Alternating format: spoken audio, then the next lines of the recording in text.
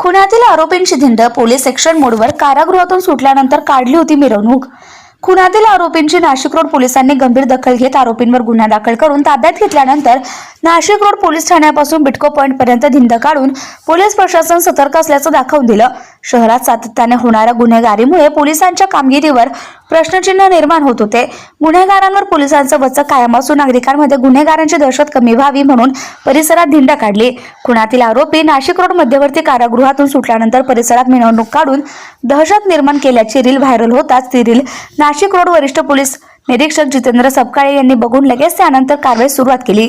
आरोपी विरुद्ध कठोर भूमिका घेत नाशिक रोड पोलीस ठाण्यात गुन्हा दाखल केला.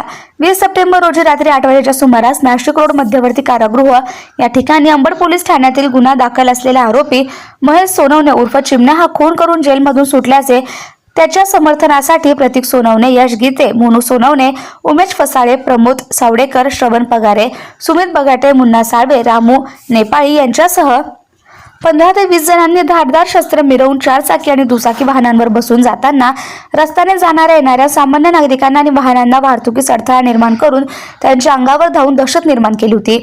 अरुण गाडेकर यांनी दिलेल्या फिर्यादीवरून नाशिक रोड पोलीस ठाण्यात गुन्हा दाखल करण्यात आला असून अधिक तपास विजय टेमगर करत आहेत. Subscribe now and press the bell icon. Never miss an update.